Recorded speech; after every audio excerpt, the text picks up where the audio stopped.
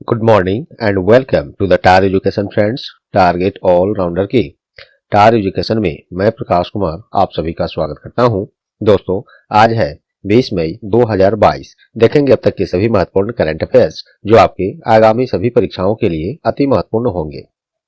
साथ में देखेंगे ये सभी एक्स्ट्रा फैक्ट्स जो आपको औरों से आगे रखेगा। इस क्लास का पीडीएफ आप टार एजुकेशन के इन सभी सोशल मीडिया प्लेटफॉर्म्स और टार एजुकेशन की वेबसाइट से विजिट करके पीडीएफ और अन्य बहुत सारे स्टडी मटेरियल प्राप्त कर सकते हैं। सभी का लिंक नीचे डिस्क्रिप्शन बॉक्स में दिया हुआ है, जरूर विजिट करें। प्रश्न यहाँ हिंदी इंग्लिश दोनों में है, ऑप्शंस भी हिंदी इंग्लिश दोनों में है। आपसे आग्रह है कि क्लास को अंत तक अटेंड करें, तभी आपको इस क्लास का महत्व पता चलेगा। तो चलिए बिना देर किए शुरू करते हैं आज का class. The first question is who has been appointed by telecom company Airtel as its new managing director and executive officer. हाल ही में दूरसंचार कंपनी एयरटेल ने किसे अपना नया प्रबंध निदेशक और कार्यकारी अधिकारी अर्थात एमडी एंड सीईओ के रूप में नियुक्त किया है? सही जवाब है गोपाल विट्ठल। गोपाल विट्ठल को एयरटेल दूरसंचार कंपनी जो है अपना नया प्रबंध निदेशक और कार्यकारी अधिकारी अर्थात एमडी एंड सीईओ के रूप में अगले 5 वर्ष के लिए नियुक्त किया है। आइए एयरटेल के बारे में जानते हैं। एयरटेल दूरसंचार कंपनी की स्थापना 7 जुलाई 1995 7 जुलाई 1995 में। एयरटेल के फाउंडर कौन है? सुनील भारती मित्तल। इसका मुख्यालय कहाँ है? नई दिल्ली है। एमडी एंड सीईओ वही हो गए गोपाल विट्ठल, और चेयरमैन है वही, जो फाउंडर है वही इसके चेयरमैन है सुनील भारती मित्तल। आइए ये तो एक्स्ट्रा फैक्ट। ऑप्शन से हम लोग देखते हैं, ध्यान से देखिएगा। हाल फिलहाल के करंट इवेंट से इसी तरह के नई नियुक्तियों के बारे में हम लोग चर्चा करेंगे जो आगामी एग्जाम्स के लिए आपके काफी महत्वपूर्ण होंगे। तो देखिए, डॉक्टर सुमन बेरी, इनको हाल ही में नीति आयोग के नए उपाध्यक्ष के रूप में नियुक्त किया गया है। डॉक्टर सुमन बेरी को नीति आयोग के नए उपाध्यक्ष के रूप में नियुक्त किया गया है, क्योंकि इनके पहले राजीव कुमार जो थे वो अब सेवानिवृत्त हो चुके हैं। सेवानिवृत्त नहीं, वो इस्तीफा ही दिए थे, तो उनके जगह पर अब नीति आयोग के नए उपाध्यक्ष हो गए हैं डॉक्टर सुमन बेरी। नीति आयोग अर्थात national institution for transforming India, इसका स्थापना 1 जनवरी 2015 में हुआ था। इसके चेयरमैन कौन है? तो प्राइम मिनिस्टर ऑफ इंडिया। वर्तमान में जो भी पीएम होंगे देश के, वही नीति आयोग के अध्यक्ष होते हैं, तो अभी मोदी जी हैं। और एक और महत्वपूर्ण पोस्ट है इसमें, नीति आयोग के सीईओ कौन है? तो सीईओ है अभी अमिताभ कांत। अमिताभ कांत इसके सीईओ हैं। चलिए नेक्स्ट देखते हैं, डॉक्टर मनोज सोनी, इनको हाल ही में यूपीएससी के नए अध्यक्ष के रूप में नियुक्त किया गया है। यूनियन पब्लिक सर्विस कमीशन अर्थात हिंदी में बोले तो संघ लोक सेवा आयोग, कुछ लोग नहीं जानते हैं। तो ये जो है भारत का सबसे बड़ा एग्जाम जो यूपीएससी है, आईएएस आईपीएस आईएफएस रैंक की जो एग्जाम्स होती हैं वो उस एग्जाम को यूपीएससी ही कंडक्ट कराता है। यूपीएससी के बारे में जान लेते हैं। इसका स्थापना 1 अक्टूबर 1926 में 1926 में यूपीएससी का स्थापना हुआ है। इसका मुख्यालय हेडक्वार्टर कहाँ है? तो न्यू दिल्ली है, और चेयरमैन वही हो गए डॉक्टर मनोज सोनी। इनसे पहले प्रदीप कुमार जोशी थे, ये भी याद रख सकते हैं। चलिए, संगीता सिंह, इनको हाल ही में CBDT central board of direct taxes अर्थात हिंदी में बोले तो केंद्रीय प्रत्यक्ष कर बोर्ड के नए अध्यक्ष के रूप में अतिरिक्त प्रभार दिया गया है इनको, संगीता सिंह को। परमानेंट अध्यक्ष ये नहीं है, अभी इनको अतिरिक्त प्रभार सीबीडीटी के अध्यक्ष पद के लिए संगीता सिंह को दिया गया है। चलिए, सीबीडीटी का फुल फॉर्म मैंने बता ही दिया, इसके बारे में और जानते हैं। इसका स्थापना 1944 में हुआ था। इसका हेडक्वार्टर भी न्यू दिल्ली है, और चेयरमैन वही हो गए संगीता सिंह, जिनको एडिशनल चार्ज इनको दिया गया है इस पोस्ट के लिए। तो दोस्तों, पहले प्रश्न से ये सभी एक्स्ट्रा फैक्ट्स, ऑप्शन से भी ये सभी फैक्ट्स हमने दिया। उम्मीद करता हूँ ये आपको पसंद आए होंगे, परीक्षा उपयोगी लगे होंगे। यदि लगे हैं तो प्लीज अभी वीडियो को लाइक बटन दबा दें। लास्ट में अपना कुछ सेकंड्स देकर इसे अपने जितने भी एजुकेशनल ग्रुप्स हैं और ऐसे फ्रेंड्स जो लोग तैयारी कर रहे हैं उन्हें शेयर करके टार एजुकेशन का सहयोग करें दोस्तों। और चैनल पर आप नए हैं या चैनल को अब तक सब्सक्राइब नहीं किए हैं तो अभी सब्सक्राइब बटन दबा दें और साथ में बेल आइकन भी दबा दें। पहले से सब्सक्राइब और बेल आइकन कर लिए हैं तो आपको दोबारा से भी सब्सक्राइब बटन नहीं दबाना है। आपका बहुत बहुत धन्यवाद दोस्तों। उम्मीद है कि आप लोग इसमें हमारी सहयोग करेंगे। चलिए नेक्स्ट देखते हैं। Which team has made the highest partnership for the first wicket in the history of IPL, Indian premier league? हाल ही में इंडियन प्रीमियर लीग अर्थात आईपीएल के इतिहास में किस टीम ने पहले विकेट के लिए सबसे बड़ी साझेदारी की है? अब पहली टीम का मतलब है कि ओपनिंग में जो दो प्लेयर्स बैट्समैन क्रीज पर उतरते हैं खेल के मैदान पर खेलने के लिए, वही बात हो रही है। ओपनिंग में 2 प्लेयर खेल के मैदान में बैटिंग करने उतरे और वो टोटल 20 ओवर तक यही बने रह गए। और ऐसा पहली बार हुआ है 20 ओवर तक ओपनर बॉल आईपीएल के इतिहास में कि ओपनिंग में जो प्लेयर्स उतरे वो खेलते रह गए टोटल 20 का 20 ओवर तक, और सबसे ज्यादा रन भी उसमें उन्होंने बनाया है। तो ये किस टीम का प्लेयर ने किया है? आईपीएल का अभी जो जारी है, चल रहा है आईपीएल हम लोग के यहाँ, तो ये लखनऊ सुपर जायंट्स, ये नई टीम है, बिल्कुल पहली बार ये आईपीएल में खेल भी रही है, ये भी बात आपको जानना चाहिए। तो लखनऊ सुपर जायंट्स जो है आईपीएल के इतिहास में पहले विकेट के लिए सबसे बड़ी साझेदारी की है। चलिए इसके बारे में कुछ और हम लोग जान लेते हैं। देखिए लखनऊ सुपर जायंट्स जो है ये तो इतिहास बना ही दिया।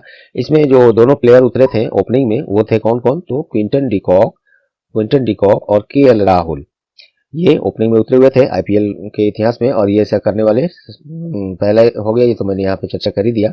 चलिए आईपीएल में ऐसा पहली बार हुआ है जब किसी टीम ने पहले बल्लेबाजी करते हुए 20 ओवर तक ओपनिंग पार्टनरशिप की हो, ये भी बात मैंने बता ही दिया था ऊपर ऐसे भी, और इसमें थोड़ा सा जान ही लेते हैं डीपली क्योंकि बड़ी ये उपलब्धि है। क्विंटन डिकॉक ने कोलकाता नाइट राइडर्स के खिलाफ, वो जो खेल हो रहा था कोलकाता नाइट राइडर्स अर्थात केकेआर और लखनऊ सुपर जायंट्स के बीच में ये आईपीएल हो रहा था ये मैच। तो ये क्विंटन डिकॉक जो लखनऊ सुपर जायंट्स की तरफ से हैं 70 गेंदों में 140 रनों की पारी खेली, जबकि केएल राहुल उनके साथ खेल के मैदान पर ओपनिंग में उतरे थे, वो 68 रनों की पारी खेलकर 20 ओवर तक इन दोनों ने टोटल 210 रन की साझेदारी करके आईपीएल के इतिहास में यह ऐसा पहला रिकॉर्ड बनाया है। अब चलिए आईपीएल जो 2022 का हो रहा है इससे संबंधित मैं आपको काफी महत्वपूर्ण पॉइंट्स, ध्यान से सुनिएगा, एक एक पॉइंट इसमें काफी महत्वपूर्ण है, सभी अपने आप में एक प्रश्न है और आपको वो अगले एग्जाम्स में आ सकते हैं।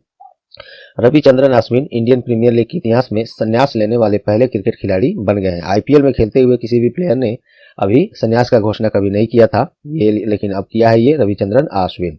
राजस्थान रॉयल्स की टीम की तरफ से वो खेल रहे थे। देखिए इंडियन प्रीमियर लीग 2022 में चेन्नई सुपर किंग्स टीम में खेल रहे ड्रेन ब्रावो 100, ये दूसरा पॉइंट है, 171 विकेट के साथ लसित मलिंगा जो कि 170 विकेट अभी आईपीएल में अब तक लिए हैं, उनको पीछे करके आईपीएल के इतिहास में सबसे अधिक विकेट लेने वाले गेंदबाज बन गए हैं। कौन? ड्रेन ब्रावो, और ये चेन्नई सुपर किंग की तरफ से खेलते हैं।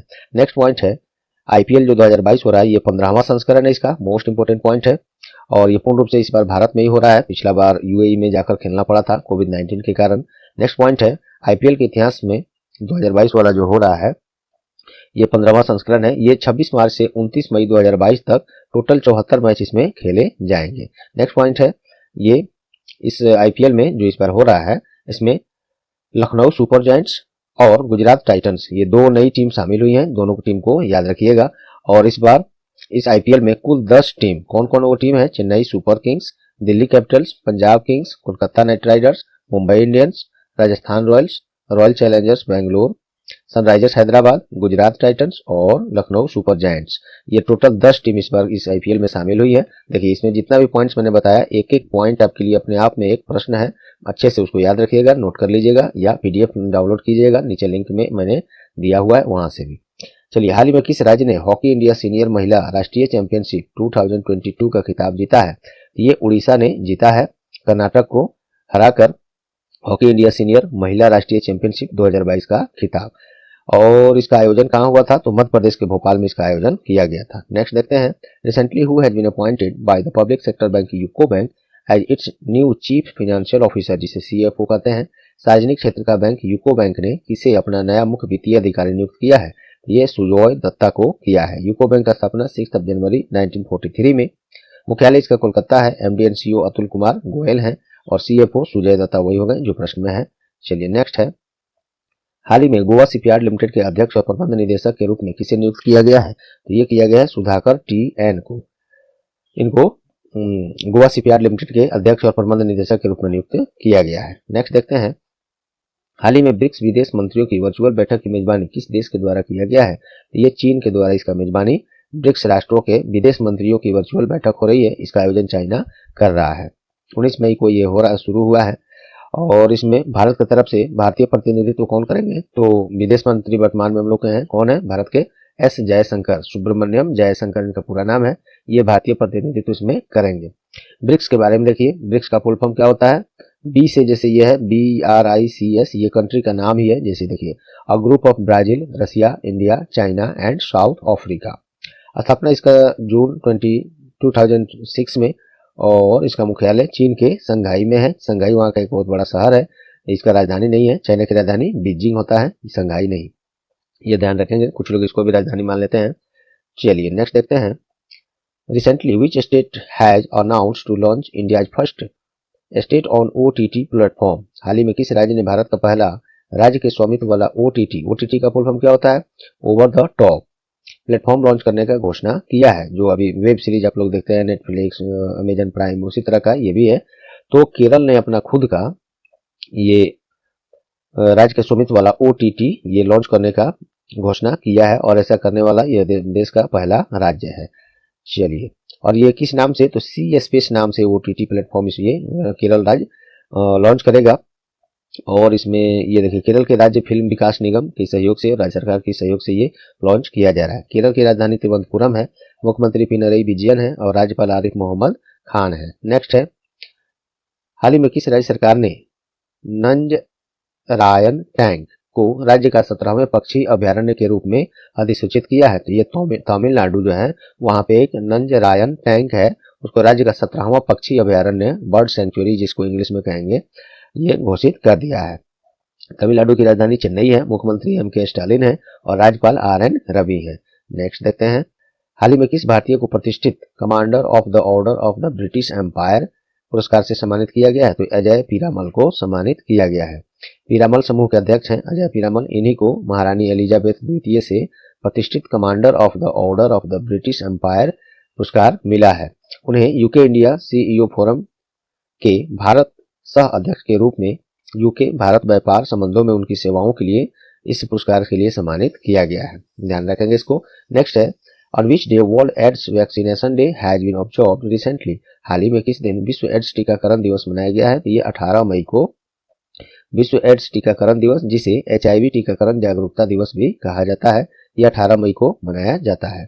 यह दिन acquired immunodeficiency syndrome, AIDS का फुल फॉर्म होता है वो, के बारे में जानकारी प्रदान करने और जागरूकता पैदा करने के लिए मनाया जाता है, जो मानव इम्यूनोडिफिशियंसी वायरस जो HIV होता है उसका ये फुल फॉर्म होता है ह्यूमन इम्यूनोडिफिशियंसी वायरस। इसके टीकाकरण के कारण होने वाली एक संभावित जीवन धमकी, जो थ्रेट्स, जिसको थ्रेट्स बोल सकते हैं, की स्थिति है, इसी का जागरूकता बढ़ाने के लिए 18 मई को विश्व एड्स टीकाकरण या वर्ल्ड एड्स वैक्सीनेशन डे जिसको कहेंगे, ये दिवस मनाया जाता है। नेक्स्ट है, जल्द ही जारी होने वाली उपन्यास a place called home, a place called home, देखिए यहाँ पे इंग्लिश में भी है अ प्लेस कॉल्ड होम, ये किनके द्वारा लिखा गया है? तो ये प्रीति सिनोय के द्वारा लिखा गया है, और ये जारी नहीं हुआ है, ये जारी होगा जून महीने में। चलिए, इस पुस्तक में जो है कर्नाटक के सकलेशपुर में एक कॉफी एस्टेट्स में की कहानी है, जिसमें मूल जिसके मतलब ये बोले कि बुक्स के अंदर देखा जाए तो एक मजबूत महिला नायक है, उसके बारे में चर्चा किया गया है। और यह उपन्यास रहस्य, परिवार और खुद को खोजने के बारे में लिखा गया है, और लिखा है किसने? तो प्रीति सुनोय ने। पुस्तक का नाम है अ प्लेस कॉल्ड होम। चलिए नेक्स्ट देखते हैं, हाल ही में दिल्ली के उपराज्यपाल ने निजी कारणों से इस्तीफा दिया है, उनका नाम क्या है? तो श्री अनिल बैजल। दिल्ली के उपराज्यपाल श्री अनिल बैजल ने अपने पर्सनल कुछ रीजंस के कारण इस्तीफा दे दिए हैं। राष्ट्रपति श्री रामनाथ कोविंद को अपना इस्तीफा सौंपे हैं। दिल्ली के बारे में और देख लेते हैं, मुख्यमंत्री इसके वर्तमान में अरविंद केजरीवाल है, और इसके लेफ्टिनेंट गवर्नर अर्थात उपराज्यपाल, अब तो ये खाली हो गया पोस्ट। देखिए अब कौन आते हैं इस पर। दिल्ली पुलिस कमिश्नर अभी कौन है? दिल्ली पुलिस आयुक्त, तो मोस्ट इंपोर्टेंट राकेश अस्थाना। ये इससे पहले CBI IB ये सब के प्रमुख भी रह चुके हैं। चलिए, लोकायुक्त दिल्ली का कौन है? तो हरीश चंद्र मिश्रा, ये सब भी याद रख सकते हैं। नेक्स्ट है, रेटिंग एजेंसी S&P ग्लोबल ने वित्त वर्ष 2022-23 के लिए भारत का आर्थिक विकास दर कितने प्रतिशत का अनुमान लगाया है? 7.3%। ये इससे पहले इसी दौरान 7.8% का अनुमान लगाया था, जिसे घटाकर 7.3% इसने कर दिया है। S&P क्या है? तो ये ग्लोबल मार्केट इंटेलिजेंस संस्थागत निवेशकों, निवेश और वाणिज्यिक बैंकों, बीमा कंपनियों, निवेश सलाहकारों, धन प्रबंधकों, निगमों, विश्वविद्यालयों के लिए बहु परिसंपत्ति वर्ग वास्तविक समय डेटा, मतलब इन क्षेत्रों का ये रेटिंग निकालता है, बस यही है, बहुत थोड़ा लंबा। और ये अमेरिकन एक रेटिंग एजेंसी कंपनी है, शॉर्ट में, ये भी ध्यान दे सकते हैं। चलिए, क्वेश्चन ऑफ द डे आज का देखते हैं दोस्तों। Which indigenously built naval destroyer warship has been launch recently. हाल ही में किसे, ओहो, इसमें तो प्रश्न इंग्लिश वाला पर ध्यान नहीं दीजिएगा, मिस टाइपिंग है, कल से ही आ रहा है ये। हिंदी में देखिए, इसको इंग्लिश में मैं बोल भी दूंगा अभी। किसे बॉम्बे स्टॉक एक्सचेंज BSE का अध्यक्ष नियुक्त किया गया है? Who has been appointed as the chairman of Bombay stock exchange अर्थात BSE। तो इसका सही जवाब कल ही मैंने बताया था, उम्मीद करता हूँ आप लोग को अब तक याद होगा। तो इसका सही जवाब आप नीचे कमेंट में जरूर करें, याद नहीं है तो पिछला क्लास देखें या गूगल सर्च कर लें और पुनः याद भी कर लें और कमेंट में इसे अवश्य करें। इसके अलावा आप हमारे टॉपिक वाइज क्लास बहुत सारे कराए गए हैं और कुछ नए टॉपिक्स वाइज क्लास और एग्जाम बेस्ड जैसे railway, SSC, NTPC group D और बिहार सचिवालय जैसे महत्वपूर्ण परीक्षाओं के लिए क्लास शुरू किए जा रहे हैं। बने रहें, आप दोस्तों के साथ शेयर करें और बताएं, जल्दी शुरू किए जा रहे हैं। तब तक जितने क्लास ये टॉपिक वाइज कराए गए हैं काफी महत्वपूर्ण है, उसको देखें, शेयर करें, पसंद आए तो और लाइक और शेयर उसको जरूर करें। तो चलिए दोस्तों, उम्मीद करता हूँ आज का क्लास ही आप लोग को परीक्षा उपयोगी लगी होंगी, पसंद आए होंगे। यदि लगे हैं तो प्लीज वीडियो को भी लाइक बटन दबा दें, नहीं दबाए हैं तो। और अब समय है इसे शेयर करके अपने जितने भी एजुकेशनल ग्रुप्स हैं, फ्रेंड्स हैं, शेयर करके टायर एजुकेशन का सहयोग जरूर करें। और चैनल पर आप नए हैं या चैनल को अब तक सब्सक्राइब नहीं किए तो अभी सब्सक्राइब बटन दबा दें और साथ में बेल आइकन भी दबा दें, जिससे सबसे पहले आपको क्लास का नोटिफिकेशन और निश्चित रूप से मिले। और पहले से सब्सक्राइब और बेल आइकन कर लिए हैं तो दोबारा से सब्सक्राइब बटन नहीं दबाएंगे, नहीं तो अनसब्सक्राइब हो जाएगा। आपका बहुत बहुत धन्यवाद दोस्तों, मुझे पूरा उम्मीद है आप इसमें सहयोग जरूर करेंगे। इसके अलावा सभी अपडेट्स और PDF के लिए आप हमारे इन सभी सोशल मीडिया प्लेटफॉर्म से जुड़ सकते हैं। तो चलिए मिलते हैं अगले क्लास में, तब तक के लिए goodbye, all the best.